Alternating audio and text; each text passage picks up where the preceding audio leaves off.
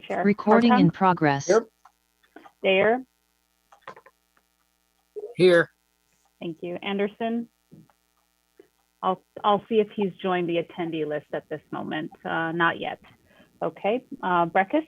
Here. Dewar? Not here. Hill? Here. Jardin? Here. Thank you. Forey? Here. Pawnee?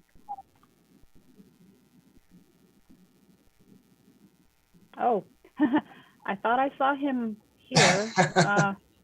We started the meeting without our attorney. Okay. Yep. No. He just sent me a text. Zoom won't let him on. So he called in. So I had the same issue. Zoom would not let me go on. Okay. I apologize everyone for that. He called in as an attendee, so he is here. So let's try to get that solved, but we do have him. So that's okay. I see him. I see him here in the attendee. Thank you. Okay. Very good. We have a quorum, Mr. Chair. Thank you very much. We started the. I'm sorry. Thank you so much. Ms. Hill, thank you for just the brief blip of the baby. That just warms my heart. No one loves that more than me.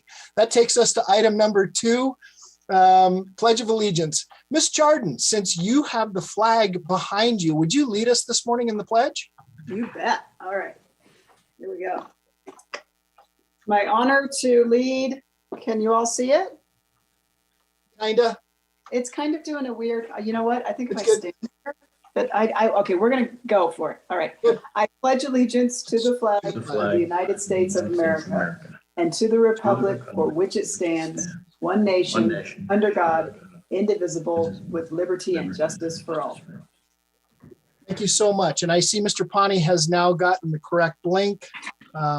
Perfect. That takes us to item number 3, public comment. Ms. Folsom, do we have anyone wishing to speak at this time? Not at this time, Mr. Chair. Is there anyone wishing to speak that I cannot see or that is not signed in? Okay, I will close public comment. That takes us to item 4, possible board comments and or acknowledgements. Board, any comments? Okay, seeing none, I will close item number 4. That takes us to item number 5, approval of the agenda. Does anyone want to take anything out of order? Looking for a motion. Move to approve. Second. I have a motion by Ms. Jardin, second by Mr. Dare. Is there any public comment on this item? Ms. Folsom? No, Mr. Chair. Okay, we'll close public comment. We have a motion and a second. All those in favor, please signify by saying aye. Aye. Aye. Any opposed? Motion carries unanimously. That takes us to item number 6, which can be found on page 3 of your staff report, the approval of the minutes, for December 7th, 2021. Are there any emendations to those minutes? Okay, seeing none. Ms. Folsom, is there any public comment? No, Mr. Chair. Okay, I will close public comment, bring it back to the board. There were no emendations. Looking for a motion to approve. So moved. Have a second? Second. Okay, I have a motion by Ms. Jardin, second by Mr. Dare. Is there any other discussion? Seeing none, all those in favor, please signify by saying aye. Aye. Aye. Any opposed? Motion carries unanimously, and I saw Ms. Breckis's hand go up. That takes us to item number 7, presentation of TUMWA's 2021 Popular Annual Financial Report, the PAPFR. Mr. Bowman, the floor is yours. We have to have an acronym for everything. I love it. Go ahead, Matt. Right. All right. Thank you, Mr. Chair. Hello, everybody. Good morning. I'm going to share my screen. Give me just a second. Should I do this right? And I'll look for some head nods or thumbs up when you guys can see this. Okay, great. It's there. Yep, we can see it. All right, thank you. So this is just an informational item. In the world of financial reporting, I don't know if it gets more exciting than this, but this is TUMWA's first annual Popular Annual Financial Report, or PAFR. That's the acronym. We're going to keep that one, I think. We're not going to change that one. It's going to be the PAFR forever. So what the PAFR is, I explained this in the December board meeting when we presented our ACFR, that the PAFR is a high-level sort of public-facing financial document or report. And so I think you're all familiar with that now. It was a while ago. She's been chomping at the bit to get one of these done for TUMWA. This fall, we got with our communications team, specifically Cami LeRae with good standing and Robert Charpentier, TUMWA's communications specialist. And we started planning this out for fiscal year 21. And really, I want to say that this project was really led by Cami and the communications team. I mean, they organized the meetings, they outlined our ideas, put together the document, worked with their designer to make it happen. So big shout out to them. We published this on TUMWA's website. We published it on Smart About Water. You can go out there and find it. We advertised it on social media, and really we want the public to see this. We did this in the public's interest so they can get a glimpse into TUMWA's finances.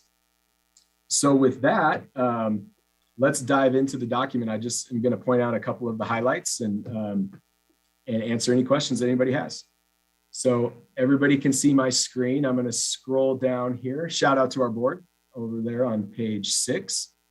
And I'm going to go to page 7 here. This page has some miscellaneous statistics, both financial and non-financial for TUMWA. And I want to point out right in the middle here, I'll zoom in a little bit. TUMWA has 2,755 miles of pipeline in the ground. So that's mains and service laterals.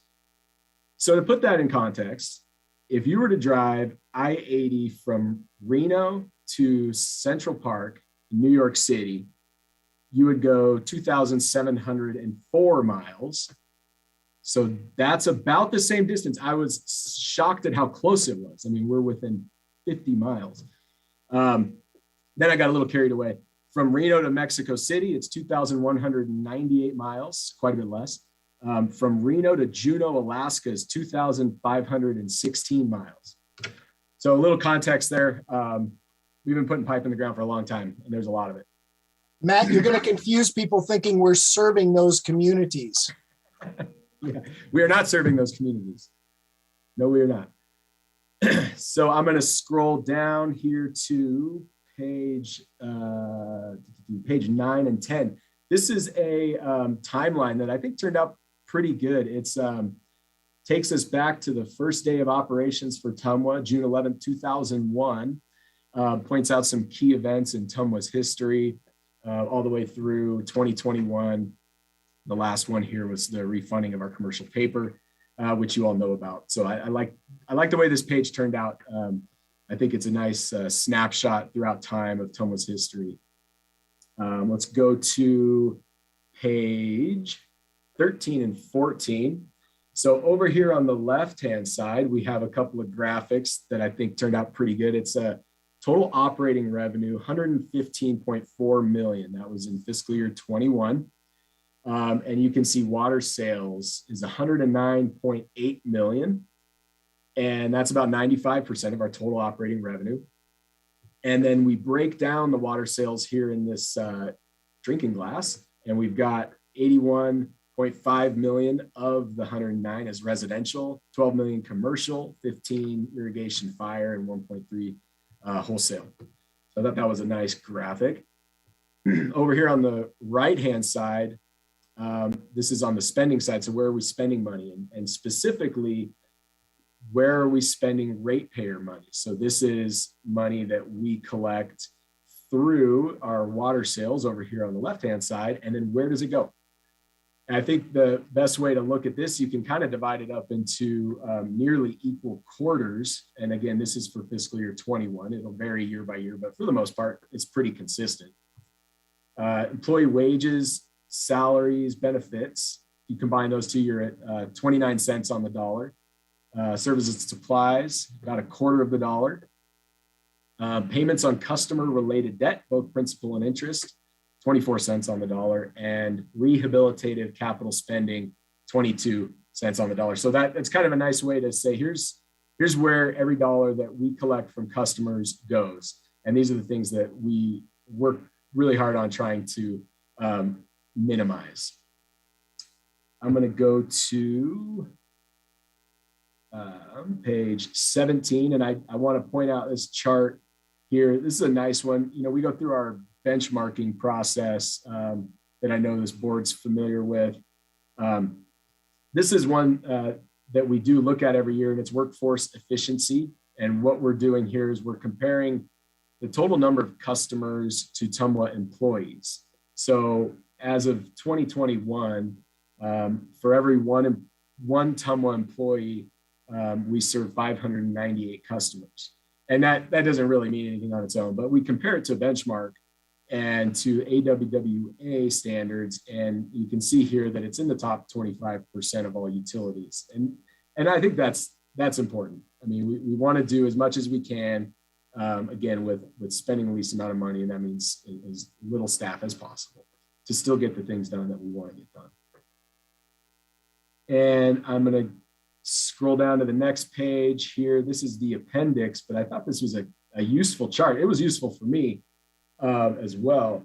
This is rating agencies' ratings of TUMWA. So we talk about this occasionally, and you can see we've got Moody's, S&P, and Fitch, and these checks are where TUMWA lands within those rating agencies as of the most current date. So we've got Moody's at AA2, S&P at AA+, and Fitch at AA.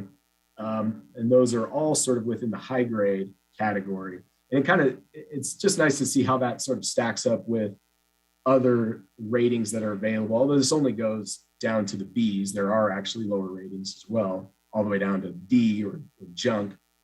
But, you know, this is something that again, we do talk about occasionally. It's something that we pay attention to, because if TUM was able to maintain these ratings in this high grade category, it just gives us access to the credit markets should we need to borrow. And I think that's just an important option for TUMWA to maintain over time. So one of the things we did when we published this PAFR is we actually sent it to the rating agencies. We used our financial advisor, PFM.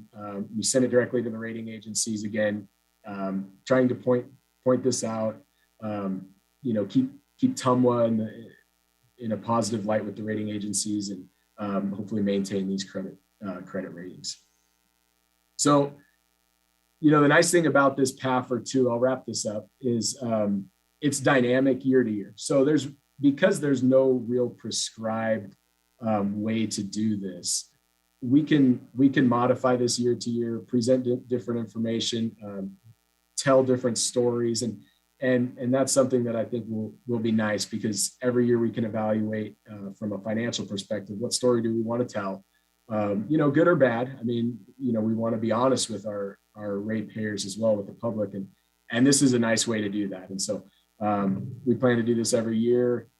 It'll be issued every year within 30 days of when we issue our ACFR, which is at the end of November. So we can expect to issue this likely in December of every year going forward. So that's it for my presentation, and I'm happy to answer any questions or hear any comments that the board might have. Okay, if you'll stop sharing your screen for a moment. Hold on just a second, Ms. Breckus. I have your hand raised. I want to thank staff for the great job. And those are great results, Matt. Those are good ratings. Well done. That's above an 800 in your credit score, in my opinion. Ms. Breckus, go ahead. The floor is yours. Thank you, Mr. Chair. Yeah, I didn't see my hand go up. You must have seen it somehow, but I didn't see it on my screen. You know, that was a great presentation. What caught my eye in my read was the comparative of the ratings, because often when those are presented in a vacuum, even though you don't have the junk ones in, you know, what does it mean, even to someone who reads those? And, you know, so I thought that caught my eye. Not that when you're carrying 24 cents on the dollar of debt, you really want to be hankering to get access to the credit markets much more. But but I did like that. Your approach about, or your comment about the dynamic, I think is a risk factor of these. And I'm confident to hear that you'll always have the dry, formulaic, standardized ACFR, I guess we're calling it now, for those who really want to go deep, because not all agencies are honest. There's pressure to, or motivations. It should be pressure, motivation sometimes to tell your story in a very positive way. And I've been working in government for 25 years, and I see that I've just seen a big shift in public information officers as brand salespeople versus here's the factual information about what government's doing. So Tom was very upfront and, not anything to worry about with that concern. But, I would be concerned that these don't tell the full story or tell a misleading story, but there's always the ACFR back in the back. So that's good. And sometimes you have to tell the bad story too. I would say, my question would be to you is on your popular, if you had some, I can't remember what they're called, findings or something not so happy feeling, would you present those in your popular, do you think? Yeah, I would say that definitely be something to look at. Don't plan on having any findings. I'll say that too. But yes, I think, like I said, sometimes the good and the bad, and presenting an honest look at Tumwa's financial position, I think is important. And, should there be a finding, should there be something like that, then there's also an opportunity. And so that's how I think we would look at it internally, and no reason not to present something like that in the PAF or in the future. Okay, thank you. Okay. Mr. Dare, go ahead. Yeah, I just want to say, I think that's really well laid out. I appreciate what you guys have put together, and I even think for our board and for the whole combo of what we do here. I just tell you looking at those numbers, looking at what we're doing, looks fantastic. So I'm interested how we're going to get that out. And I know we do a lot of good at that too, making sure that we get that information out to as many as we can, because I think it helps educate and make them understand. But it really looks great. Thanks. Okay. And I wanted to comment. I like Ms. Breckus. The number of 24 cents on the dollar, I think you said, is, that certainly raises an alarm for me until you realize how cheap we've borrowed that money at. And this is the kind of market where you wonder, and I've done the same thing. I don't have anything other than have paid off some student loans for our kids, but the market is so generous right now that we're almost foolish not to carry that debt at such low rates, because we can use our money. That cash is king. We can use it elsewhere. So I look forward to paying that down, but I also know that as long as these interest rates stay low, it's a benefit. It's an absolute benefit. Any other comments? Okay, this is not for action. This was presentation only. I do appreciate the time that you spent, Mr. Bowman. I love the way that the comparatives, the visuals, that was really good. And that takes us now to item number 8, Mr. Hauk, our water supply. Morning, Mr. Chair, board members. Let me get this on the screen here.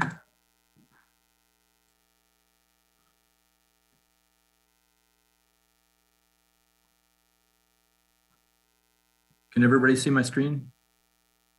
I'm only seeing half for whatever reason. I don't know whether everybody else can see the full thing. There it is. There we go. Okay. Good morning. So I have a brief water supply update for you. And I guess one word to sum it all up is promising. Things look markedly better than they did last October, when we were still releasing drought reserves from upstream, to about midway through the month. And then by the end of the month, as you recall, October ended up setting a lot of records for one of the rainiest. And we got hit with a large AR event, atmospheric river event, which pounded Sierras for several days. And that was followed up by the snowiest, wettest December on record in not only Reno, but in the Sierras. And at the Central Sierra Snow Lab in Donner Summit, They recorded 193.7 inches of snowfall for the month of December. And so we rolled into January, into the new year, with snowpack values just approaching 250% of normal, which was very impressive. Snowpack totals are still well above average. As of yesterday, Lake Tahoe Basin snowpack was about 145% of normal, which is still very good. And you can see the black line, that's actually the trend for this year since the start of the water year on October 1st. You can see it's kind of flatlined since the end of December. And, you know, at the end of December, we were running about 2 weeks ahead of 2017, which ended up being our biggest water year on record. And same story in the Truckee River Basin. Now, not knowing the weather, you know, what's going to happen the next 2 to 3 months as far as snowpack, took a little stab at predicting, you know, what we could expect. And so basically the take home from this is there's about an 80% chance that we're going to end the year with normal or better conditions. And that's based on 30 years of historical snowpack and hydrology, and looked at years where we came into January with 150% of average snowpack or better. So chances are we're gonna wrap up the season on a positive note. And that's great for upstream reservoirs, where most of the reservoirs on the system will make a significant recovery, if not a full recovery, by the end of June. And that includes Lake Tahoe, which is projected to likely come up about another 3 foot or so from where it is now. It's already come up a foot since October. It's low in October. So that's a significant change, turnaround in our water supply, as you know. And that means that we'll likely have normal Truckee River flows for the rest of the year and into 2023. And mind you, these are all preliminary projections, and they take into account assuming normal hydrologic conditions from this point forward. So basically, runoff into Tahoe and the Truckee River at Farad, California Nevada state line, are looking well above average at this point, about 160% of normal. Upstream storage, as of yesterday, we have about 49,000 acre feet stored upstream. And by the time it's all said and done, by the time we get into 4th of July weekend, I'm thinking we're going to have close to 65,000 acre feet of storage upstream, which is actually more water than we've ever had in the system. So things have definitely turned around, and the outlook is much improved. With that, I'll take questions. How is that additional storage, or is that total storage for us? That's total storage right now, the 48,776. Right. 18% of the water in all the reservoirs combined upstream right now is controlled by Tumwa. So, and then we're going to add to that, about another 17,000 acre feet or so by the time we get to July. So, okay. And that's more water than what we've ever had in the system, which is TROA is working like we had planned. Right. No, that's great. Thank you so much. If you'll stop sharing your screen for just a moment so I can see everybody, Bill. Perfect. Board, are there any questions for Mr. Houck? Okay. All right. Mr. Houck, I don't know what you're doing, but you're doing a good job. Keep up the rain dances. Thank you. Thank you. Good job, brother. I appreciate you. That's, it's funny how we blame people or exalt people for things that they have no control over. All right. That takes us to item number 9. Which can be found on page 20 of your staff report. I will open the public hearing on the rate amendment. Let's see, I believe it's Ms. Sullivan and Mr. Rotter. So 9A. Would you take us into that, Ms. Sullivan or Mr. Rotter? Yeah, sounds good. This is Danny Rotter for the record. Do you want to open 9A and 9B together? Mr. Pawnee? Well, I think I do, and if that's okay with legal, let's open them up together, because there's no reason to go through one and not the other, because they're inexorably tied, in my opinion. Mr. Pawnee, are we okay with that? Yep, you're okay. Good. Proceed. Sounds good. So we are back in front of you with the rate schedule updates for BSF business service fees and WSF water system facility charges, aka connection fees. I'll reiterate, this is not customer rates. This is fees paid by new business customers, i.e. development. And we presented all the same information that's in here before. We have not had any further comments or questions. This was presented to the NAOP board. We were at Tumwa board in June. We had a public workshop in September. We presented this to the Tumwa SAC, who recommended acceptance. And we have not heard from BAN, Builders Association, in that time period. If there's any questions, I'd be happy to answer them of any details, but I think at this point, we would recommend approval of Resolution 299 and Resolution 300.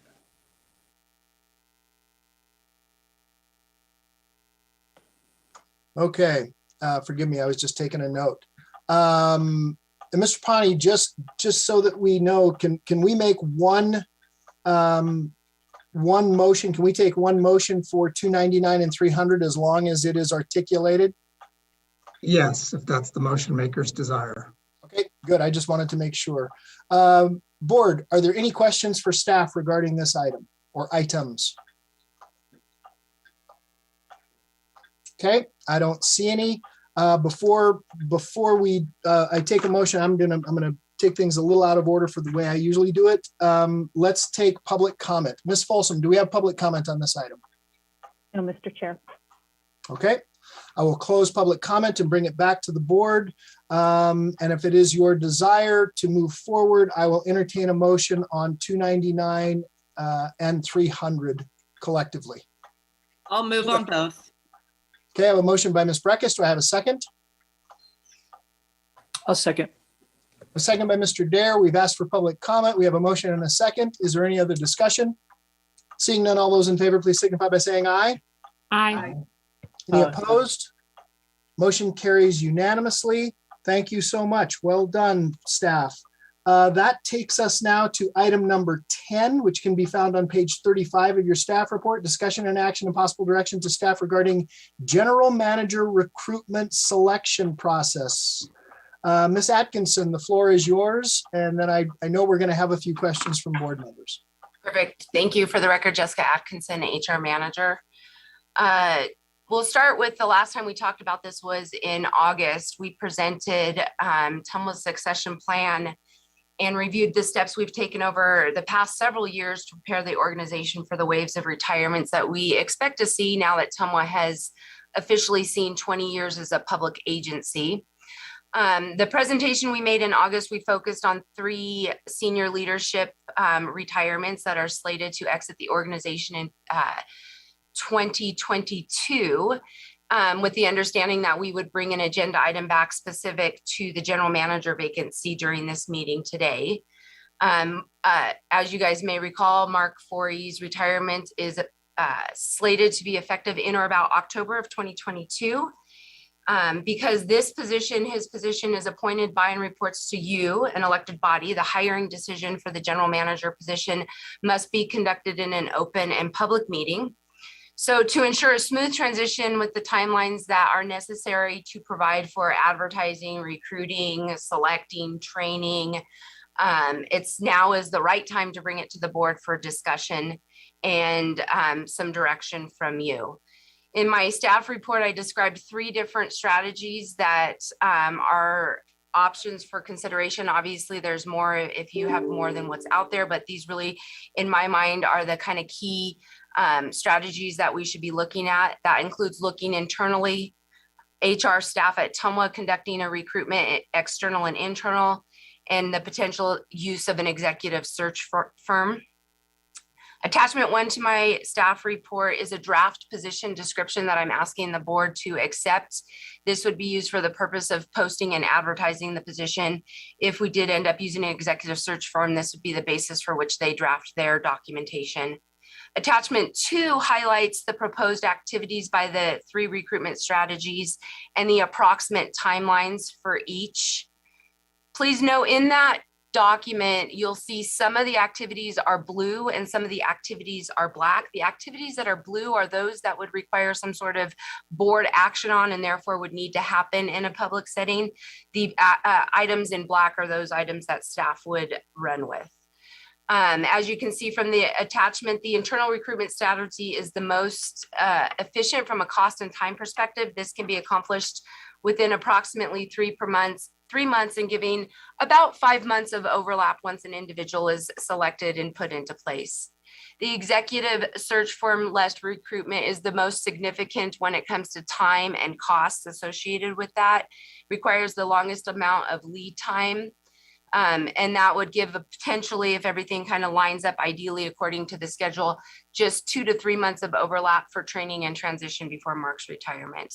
And then the middle option, that's the option of TUMWA staff conducting a recruitment. That really falls right in between the two as far as time and a cost perspective. I do want to point out on that one, when it comes to a HR-led recruitment campaign outside of the region, that really does require a specific set of skills and tools in your toolbox and is not something that I would guarantee in any way, shape, or form to the board that I could deliver quality and quantity candidates from that. Regionally, that might be a different story, but if we were to be doing a US search or a Western US search, I think that's something that would best suited to come from a executive search firm. But if we're talking regionally, internal, external, that's something that I feel comfortable that we could get ourselves out there. You guys are probably aware of this, but Nevada's open meeting law can be very off-putting for casual job seekers that may otherwise be content where they are. That's probably, you know, the candidate profile that we're looking for is not necessarily active job seekers, but maybe more passive job seekers. And when they understand what they have to do in order to be considered and move forward in the consideration process, having their information become part of a public record, sometimes that in and of itself is a deterrent to good candidates moving forward in the process. So before I turn this item back over to you guys, I wanted to kind of close with the 3 things that we're looking for from you. First is direction on a recruitment strategy. We've done extensive succession planning and identified 1 or more internal candidates and recommend a strategy that includes internal candidate consideration. The board doesn't have to limit the strategy to only one of the 3 options presented and can provide a direction that includes more than one. So for example, the board can direct staff to start first with an internal recruitment and pursue using an executive search firm if no suitable internal candidates are identified and selected, or the board can direct staff to conduct an internal external recruitment search focused internally, regionally, statewide, and pursue use of an executive search firm if no suitable candidates are identified through that process. So it doesn't have to be one or the other. It can be a combination approach. The second item that we're looking for is the board to accept the draft general manager position description to be used for the purpose of advertising and posting. And then the third thing is accepting the proposed activities and timelines to use as a guide during this process. So that's the ask today. I'm sure you guys probably do have some questions, so I will turn it over to you. Okay, thank you so much. Yeah, I've got a couple of questions, but I also know that some of the board members have some questions as well. Ms. Hill, I'm going to open it up to you first. Go ahead. Oh, I'm sorry. Wait a minute, Ms. Hill. I apologize. Ms. Jordan, I see you first. You were ahead there. Thank you. I was happy to defer to Ms. Hill if she'd like. My question is kind of quick and just for the record, because we don't have anything up on the screen. If we were to choose the exhaust the internal process first, and if unsatisfied with that, going to the external process, how long would that first process take? So on the timelines, I have posting to start in February, and the board interviews for that position in March, and hopefully have somebody internally in seat in May would be the timelines for that. If we didn't run some sort of internal external recruitment concurrent, then the timelines for the middle middle column, Sonia, I don't know if you could bring it up or if you want me to share it, would be adjusted by just about 30 days if we exhausted internal and then went to an internal external recruitment. And so that would change that and probably put you, if an external candidate was identified through an HR-led recruitment, probably putting somebody in place around the July-August timeframes. Okay, that answers my question. Thank you. Okay, thank you, Ms. Jordan. Ms. Hill. Thank you, Mr. Chairman. I don't have a question. I think that this was really well put together. Thank you for that, Jessica. I would just have a comment on where I'm thinking on this. I think it's amazing that we have such strong internal candidates, but I think just as a public board, I think it's really important that we conduct that external recruitment, but I think Jessica and her team can do it without using an executive search firm. So I'm more leaning towards the HR staff to conduct recruitment, both external and internal, to allow for any other regional folks to also apply and ensure that we're showing that transparency to our community for this position. Okay, thank you. Ms. Breckus and then Mr. Anderson. Thank you. I think like many things, staff's done a great job just getting us to this point. And, you know, the fact that there's a couple of candidates internal identified, I think speaks to the speaks to the matter that we need now staff to be hands off and turn it over to a recruitment firm. I think it makes a real arm's length between some work colleagues that Jessica Atkinson might have and others. And I also want to speak to a recruitment firm for another reason. I think that we know we're going to have other vacancies soon.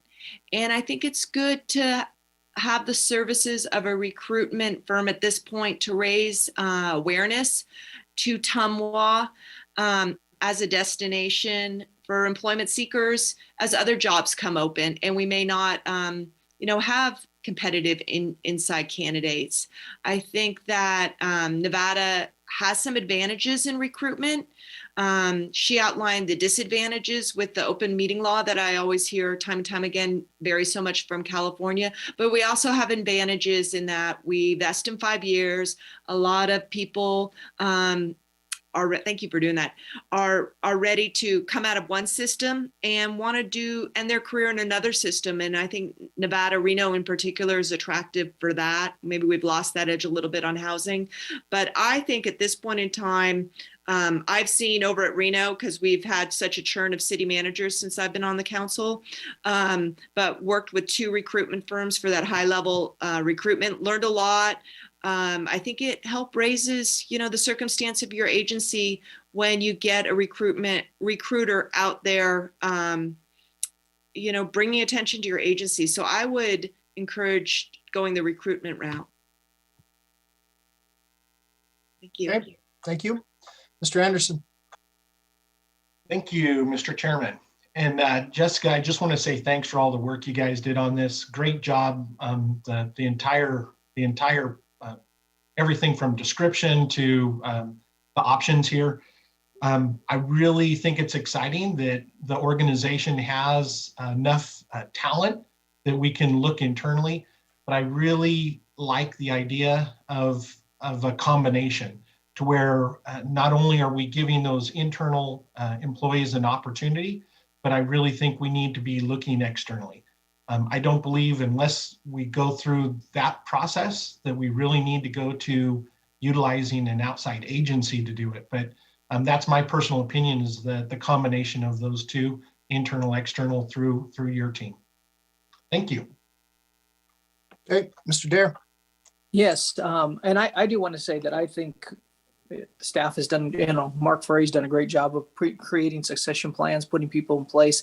And I think that's the job of it, to get things in place. But also, I think it's our job to try to look at large. And so I'm good with the combo of that. I do question the cost and necessity of trying to go out. I'm not really interested necessarily in trying to pull somebody in from another state. And I say that because of our very unique TROA agreements and all the things that we have to do. I mean, we've seen even legislators trying to make sure we keep them up to speed of what's going on. If we bring in somebody that has no idea, it's almost a backtrack, especially when we have people who are so well versed in what we do and know staff. And so I think regionally, I think there's a wise wisdom to say, hey, let's open this up.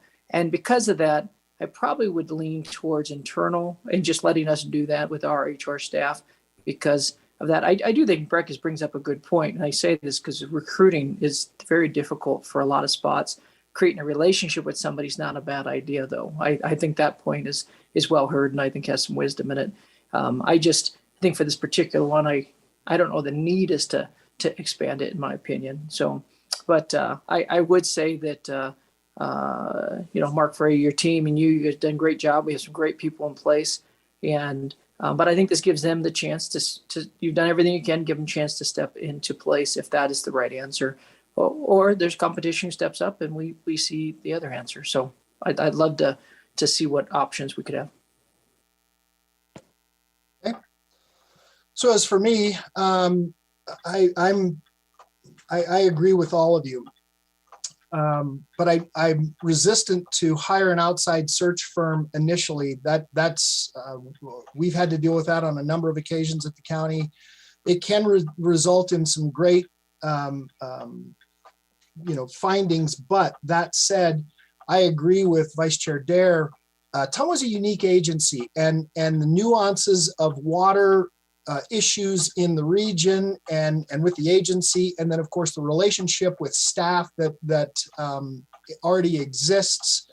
Those are important things. TUM was a small, well-managed organization, and I don't think that we're going to find someone in New Mexico who's going to be able to come up to that same standard, so to speak, that I think that we would expect, and there would be I think a fairly steep curve to bring them up to speed.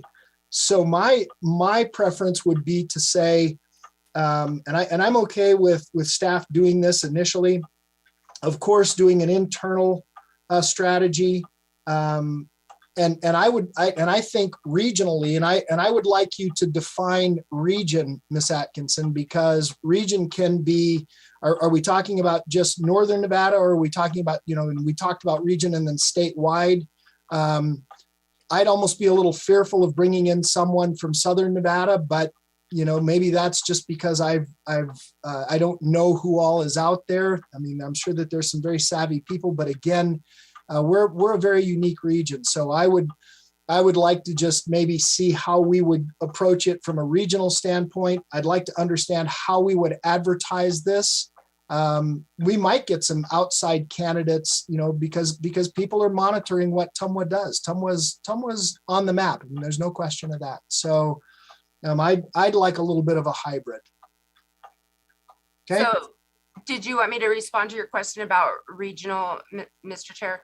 Yes, if you would, and then Ms. Jardin has a question as well. Certainly. I would start with the region being the Truckee Meadows area and the Las Vegas metropolitan area, just because it's all within the state and state laws and whatnot. I do get that we have some nuances up north that don't necessarily exist in the south, but definitely in your guys' direction to staff, you could certainly specify if region means something different. The HR-led search would include your typical advertising, state sources, veterans boards, all the stuff that we would normally do for a position. And then I would target some of our trade groups, such as American Water Works Association, the division that covers our state, as well as some other job-specific websites that cover water industry specifically. And that's what I would use to source the candidates for this particular opening, if it's directed to use HR-led recruitment for an internal process. Yeah, and to that point, I would also add that we might have some really great water lawyers that we're not aware of that might be interested in applying as well. But it's just another group. Ms. Jardin, go ahead. Did I hear, Jessica, that you said if it was a hybrid model that you didn't believe you had the width, the breadth, and the skill set to do that? I'm a little confused. Yeah, thank you for that question, Ms. Jordan. If it's a hybrid model focused regionally, yes. If it's focused on more of a national or a Western focus, one of the things about recruitment firms is they already have many times relationships built up, but they have tools that they already pay for that allows them to tap into passive job seekers that are otherwise maybe happy in their job, and then they can shoulder tap them and say, hey, look, would you be interested in this, and kind of pique their interest. There's a whole set of subscriptions and tools and stuff that those recruiters use that we don't currently employ, because by and large, we are blessed with the fact we throw up an opening and we get tons of job applications. So we don't need to invest like that. So if it's just a regional search and we're using our trade organizations such as American Water Works Association, then I absolutely feel like we can advertise and bring back a candidate pool for those. It's still not going to be a candidate pool that's going to include your passive job seekers. It's really going to be more those that it comes across them or they're actively looking.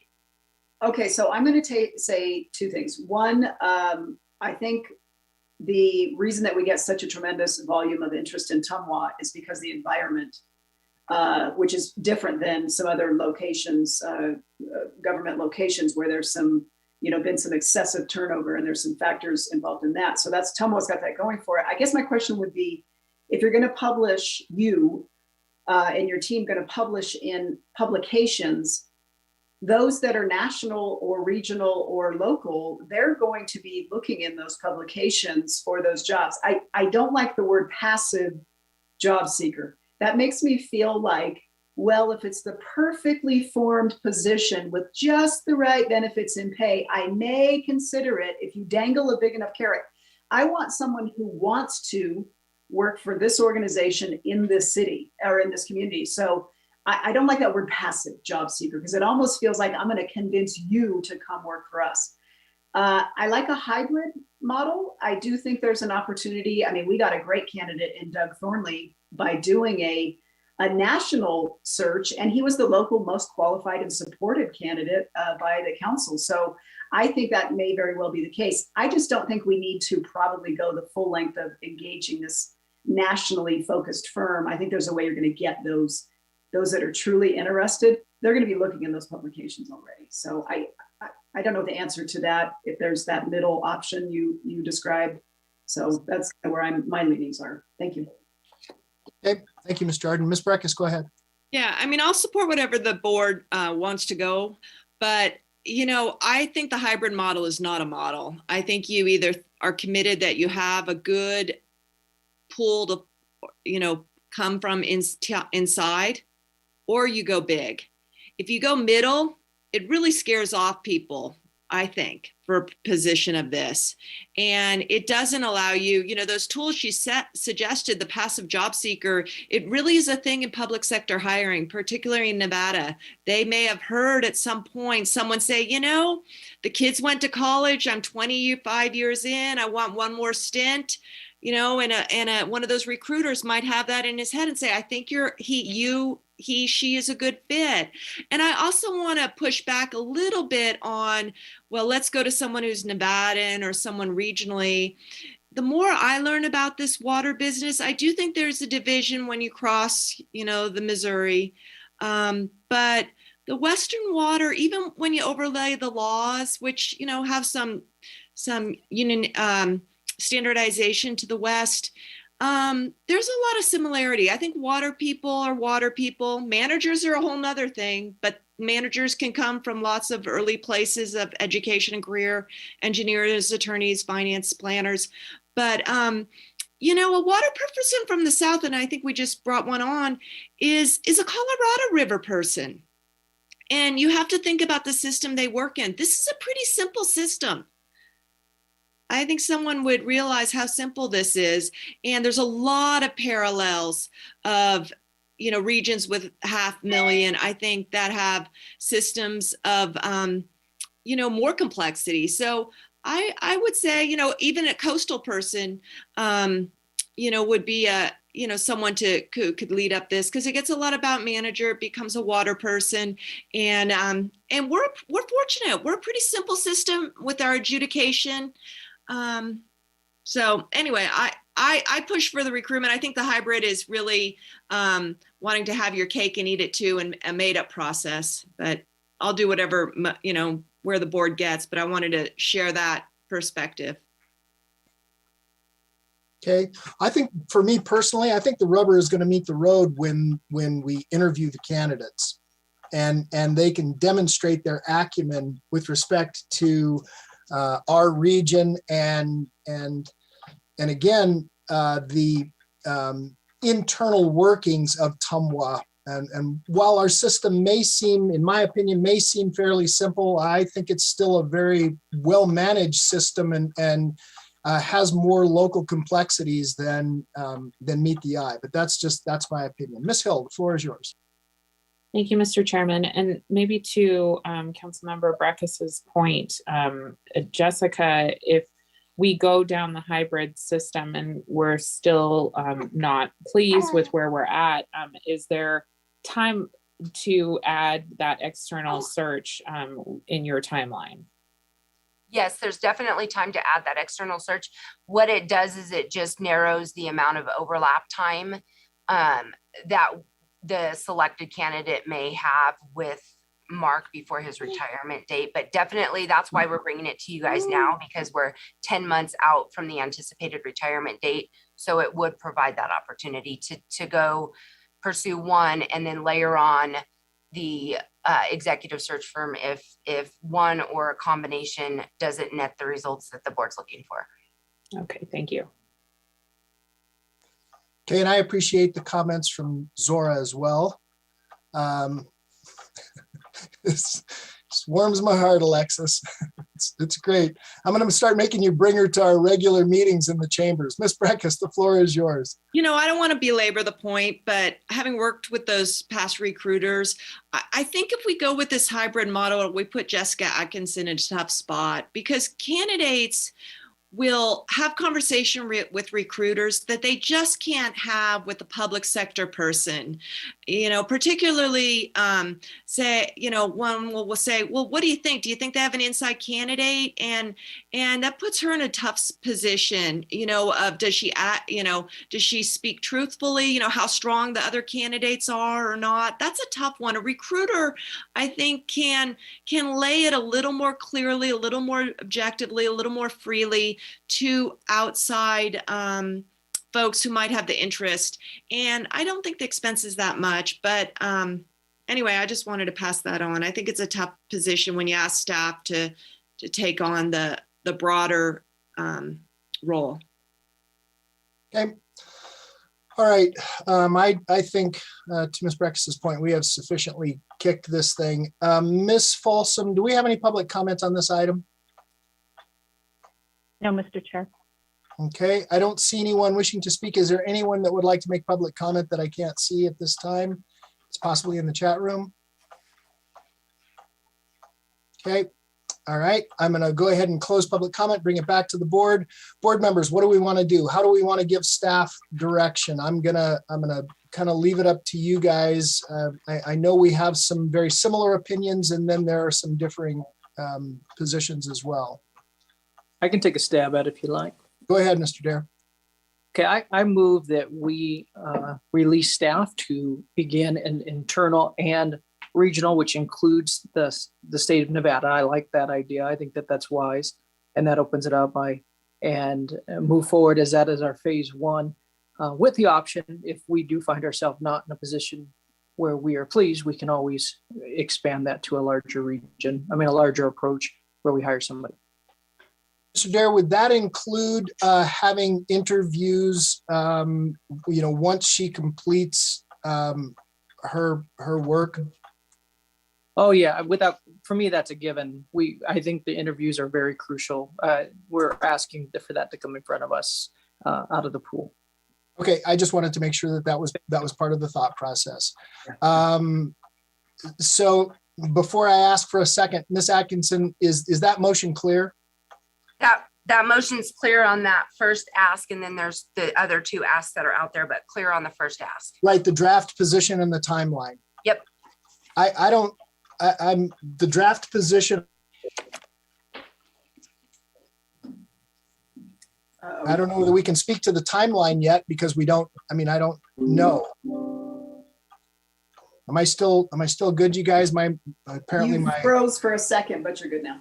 Okay, good. Yeah, it came up and said my connection was lost. So I don't know whether we can answer the timeline. I think that's potentially a little iffy. The draft position, I'm okay with how you've written it, but the timeline it gets to be a little more problematic. I don't know whether it's a good timeline or not. It's hard to say. So I don't know that we can answer that question. That's just me. I'll defer. Let me see if I can get a second to Mr. Dare's motion, and then we'll see what modifications we need. So is that you, Ms. Jordan, making a second? Yes. Second for discussion. Okay, so I have a motion and a second under discussion. Go ahead. Thank you very much. I like this idea. I think even with the publications, Jessica, that you're going to put this in, I suspect you're going to get some folks that are likely even outside of the region that apply. But purely by the nature of the publications and those that are truly seeking. So I think it may result in a broader search than what your original scope may be believed to be. And it still allows for some time should there want to be an expansion. I think you're certainly a professional who knows how to conduct these things. There's no fix, there's no inside track. I don't even know who's interested. I don't know who anybody wants. This is a purely transparent and open process. So the insinuation that it's anything other than that is insulting to the professionalism of the staff and us, frankly, as board. So I'm in favor of the motion. I think it gets us where we want to go, and it meets a timeline in the event, it doesn't bring forward the candidate that we may all be seeking. The final comment is by doing this hybrid option to anybody internally who is inclined to apply, this certainly is no insult to them either, because I could see if I was internal and you're not simply hiring from within that you could potentially view it that way. And that's certainly not the case. Again, we don't know who's interested. So anyway, I'm in favor of Member Dare's motion. Okay, thank you, Ms. Jordan. So we do have a motion. We have a second. Did that answer with respect to the draft position? Let's just start with that. Board, are we okay with what staff has drafted? Okay. All right. Are you okay with that, Ms. Atkinson? And I'm still a little iffy on the timeline. I don't know whether we can give you a timeline. So, Mr. Chair, these timelines aren't meant to be exact. Within my staff report, I listed that we'll keep the board updated of any swings that would result in change with greater than 30 days. So this is just a rough estimate for planning purposes. So we know when we start, posting, recruiting, getting applications ready. And with a internal, external recruitment, then we would be looking so that we have enough time for the advertisements to be effective and result in applicants. We'd be looking at interviewing with the board in April. Okay, that's a little clearer. Is everybody okay with that, board? Yeah. Yes. Okay, good. So then Mr. Dare, would you like to add that? Do you want me to add that in my motion? Just so they officially have. Yeah, you broke up a little bit for me. So what I said, and then I'll add in accepting the general manager position description regarding the draft, and then also with the timing, being comfortable with that, but with the staff coming back to us, I think is crucial. Just keeping up to date how things are going. I maintain my second. Okay, so that's good. Seconder agrees. So we have a motion and we have a second. Is there any other discussion on this item? We have taken public comment or lack thereof. All those in favor, please signify by saying aye. Aye.